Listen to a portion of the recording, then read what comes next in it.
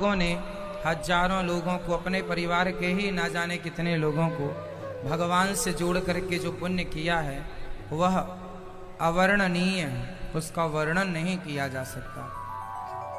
जैसे पाप नहीं गिनाए जा सकते, उसी प्रकार भागवत श्रवण कराने का जो पुण्य है वो पुण्य भी गिनाया नहीं जा सकता, इतना पुण्य हो जाता है। तो पुण्य इस धरती का यही है कि हम सबको भगवान से जोड़ते चले। प्रिय भक्तों, कल कथा में हम लोगों ने सुना कि भगवान जी ने गिरिराज जी को उठाया एक उंगली से, यही सुना था। भगवान एक उंगली से गिरिराज जी को उठाते हैं। गिरिराज जी कौन है? गिरिराज जी साक्षात भगवान है। एक रूप से ठाकुर जी उन्हें भोग लगा रहे हैं, एक रूप से भगवान जी खा रहे हैं।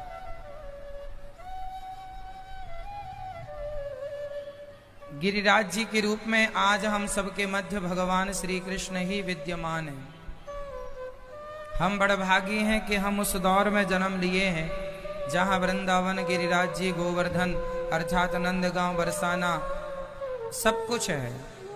कलयुग का अंत आते आते ये सारे तीर्थ विलुप्त हो जाएंगे, ये सारे सदग्रंथ विलुप्त हो जाएंगे, ना कहने वाले रहेंगे ना सुनने वाले बचेंगे। कलयुग का इतना भयंकर प्रभाव आने वाला है कि लुप्त हों ये सदग्रंथ तुलसीदास जी रामचरितमानस में लिख चुके हैं।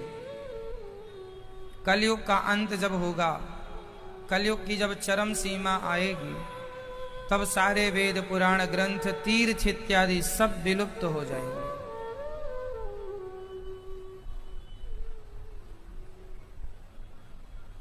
हम बड़भागी हैं कि हम उस समय पर हैं जहां कथा सुनने को मिल रही है,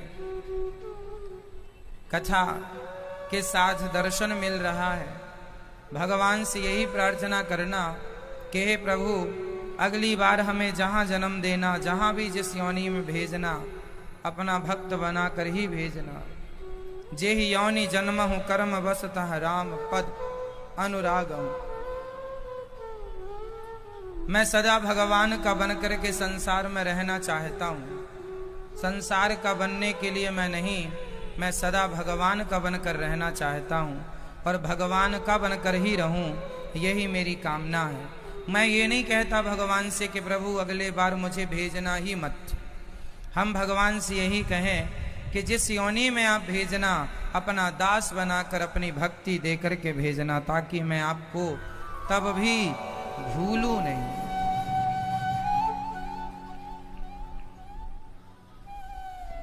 अर्थ न धर्म न काम रुचि, गति न चाहु निर्वाण, जन्म जन्म रति राम पद यह वरदान नया।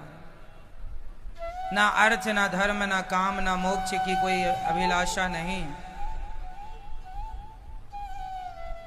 कोई चाहत नहीं, एक ही कामना रह गई है, बस भगवान का बन के रहने की। गिरिराज जी की शरण में जब सारे ब्रजवासी आए, भगवान से कहा प्रभु मेरी रक्षा कीजिए, इंद्र तो मूसलाधार पानी बरसा रहे हैं। भगवान ने तुरंत गिरिराज जी को अपने कनिष्ठिका पर धारण कर लिया। सब देखते रह गए। एक उंगली से पूरा पहाड़ उठा लिया। अपने भक्त के लिए भगवान पहाड़ उठाने को तैयार है। कोई भक्त भगवान की शरण में जाए तो सही, भगवान कहते हैं मैं तुम्हारे लिए पहाड़ उठाने को तैयार हूं, तुम मेरे बनो तो सही। अब भगवान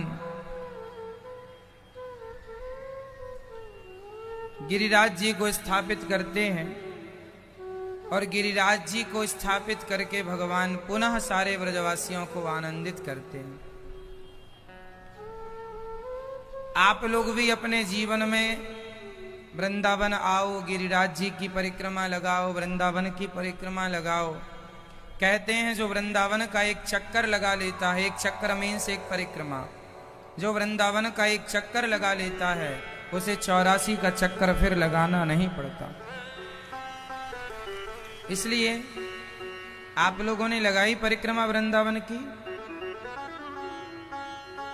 जरूर लगाइएगा। आज एकादशी है, अभी नहीं लगा पाए तो शाम को लगा लीजिएगा। आज एकादशी है, आज तो परिक्रमा लगानी ही चाहिए। शाम को लगा लीजिएगा, सवेरे लगा लीजिएगा, कभी भी लगाइए वृंदावन की परिक्रमा। तो एकादशी पूर्णिमा से कोई लेना देना नहीं, कभी भी लगा सकते हैं। गिरिराज जी की परिक्रमा भी कभी भी लगाई जा सकती है। पूर्णिमा को विशेष रूप से लोग लगाते हैं। पूरी रात परिक्रमा चलती है पूर्णिमा को गिरिराज जी की। कहा यही जाता है कि जो भगवान गिरिराज जी का वृंदावन की परिक्रमा लगाने का अर्थ क्या है? भगवान में सारे ब्रह्मांड हैं, भगवान में सब कुछ समाया है, और वो भगवान इस धाम में आए हैं। तो यहाँ पर रहने वाले गोविंद की परिक्रमा लगा लो, धाम की परिक्रमा लगा लो, तो सारे ब्रह्मांड की परिक्रमा, पूरी पृथ्वी की परिक्रमा लगाने का पुण्य मिल जाता है। गिरिराज जी में और वृंदावन में ऐसे कितने साधु संत हैं जो परिक्रमा 12 महीने लगाते हैं, परिक्रमा में ही रहते हैं, परिक्रमा में ही खाते हैं, और रोज परिक्रमा ही। जब परिक्रमा में ही कहीं सो गए जागे तो फिर परिक्रमा चालू। एक दिन में 2-2 बार परिक्रमा लगा लेते हैं। मतलब चलना खाना सब परिक्रमा में ही, वो परिक्रमा छोड़ के नहीं जाते कहीं। और जो धाम के प्रति ऐसी निष्ठा बनाता है उसे निश्चित भगवत दर्शन होता है। ये वृंदावन में सामान्य बुद्धि लेकर ना आइएगा, सामान्य सोच लेकर ना आइएगा। ये धाम है, ये वृंदावन है। यहाँ तो बस भगवान का अनुभव कीजिएगा। यहाँ तो कण कण में गोविंद समाये हैं। ईश्वर तो सब जगह समाये हैं, पर फिर भी यहाँ भगवान की विशेष महिमा है। यहाँ यमुना जी प्रत्यक्ष भगवान की पत्नी। यहाँ निधिवन और सेवा कुंज है, जहाँ ठाकुर जी आज भी नित्य रास रचाते हैं। निधिवन और सेवा कुंज में ठाकुर जी आज भी अपनी सखियों के संग रास रचाते हैं। आज भी मतलब आज की रात जो बीत गई इसमें भी रचाया, जो आज की रात आने वाली है इस पर भी रचाएंगे। ये धाम है, यहाँ की जितनी महिमा गाएं, वेद पुराण भरे पड़े हैं वृंदावन की महिमा से। आप लोगों के भी भाग्य की मैं क्या सराहना करूं। आप भी कम बड़भागी नहीं है। वृंदावन की धरती पे आ जाना, ये बिना भाग्य के ये नसीब नहीं होती। यहाँ की माटी, यहाँ की धूल, यहाँ की रज।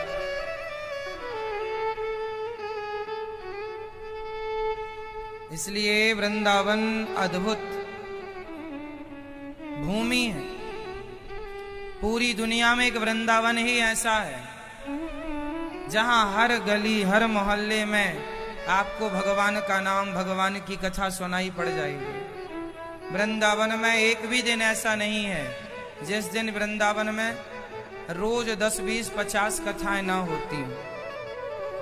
वृंदावन में यहाँ भी कथा चल रही है, आगे भी कथा चल रही है, वहां भी चल रही है, वहां भी चल रही है। एक जगह पूरी होती है, दूसरी जगह चालू हो जाए।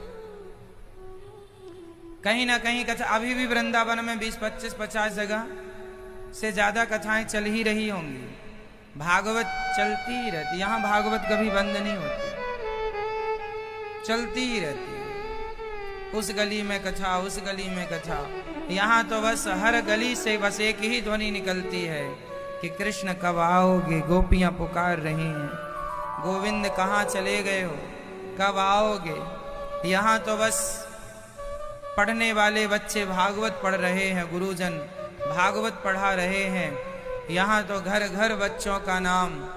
यहाँ जब भी किसी बच्चे का जन्म होता है तो यहाँ पर ब्रजवासी अपने बच्चों का नाम गोविंद, गोपाल, माधव, मनमोहन, मदन, मुरारी, गिरिवरधारी इत्यादि ही रखते हैं। यहाँ डबलू बबलू कोई नहीं रखता अपने बच्चों का नाम।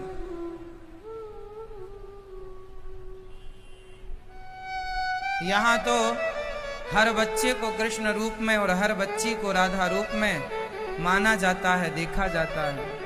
यहाँ का तो सब कृष्णमय है, सब कुछ कृष्ण है। यहाँ सारे लोग गोपी भाव में और एक पुरुष केवल कृष्ण। ऐसी महिमा सारे ब्रजवासी एक दिन नंद बाबा को वरुण देवता लेकर गए और वरुण देवता से जब भगवान उन्हें लेकर आए, सारे ब्रजवासियों की जिज्ञासा हुई, गोविंद हमें भी अपने बैकुंठ का दर्शन करा दो।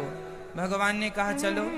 बैकुंठ जाकर ब्रजवासियों ने देखा, जो सुख वृंदावन में है वो सुख बैकुंठ में नहीं। वृंदावन की महिमा बैकुंठ से श्रेष्ठ है। बैकुंठ में भगवान है, वृंदावन में भगवान भी है और भगवान की कथा भी है। वहां सिर्फ भगवान, यहाँ कथा भी है। भगवान की कथा के बिना भगवान भी अधूरे हैं।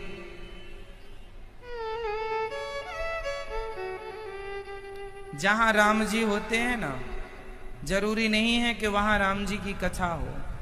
जहां श्याम सुंदर होते हैं, जरूरी नहीं है कि वहां श्याम सुंदर की कथा हो। पर जहां कथा होती है वहां निश्चित भगवान की उपस्थिति होती है।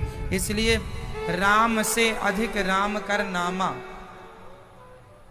इसलिए भगवान से अधिक भगवान के नाम की महिमा है, भगवान से अधिक भगवान के भक्तों की महिमा। भगवान से अधिक, इसलिए वृंदावन तो वृंदावन है।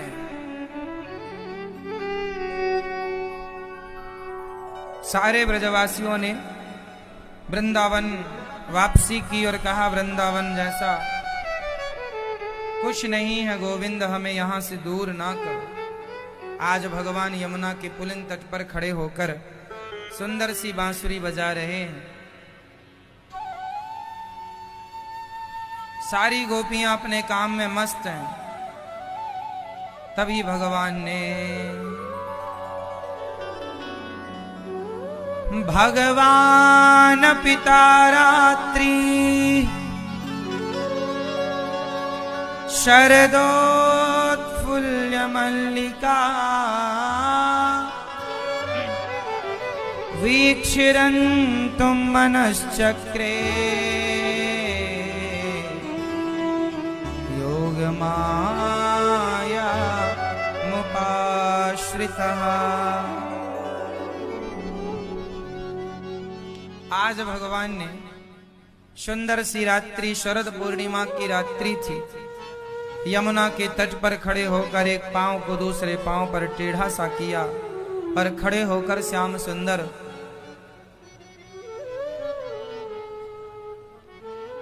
गोपियों का आवाहन करने लगे। गोपियां मतलब भगवान की भक्त। गोपी कौन है? गोपी किसी स्त्री का नाम नहीं है। आपका नाम गोपी, हमारा नाम गोपी। गौ मतलब इंद्रियां, गौ मतलब पी मतलब पीना। जो अपनी इच्छाओं को, जो अपनी वासनाओं को समाप्त कर चुकी हो, फिनिश कर चुकी हो, पी कर खत्म, कोई कामना नहीं। जो जिनके अंदर कोई किंचित मात्र कामना ना हो, इच्छा ना हो, केवल कृष्ण को पाने की इच्छा हो, वो गोपी हैं।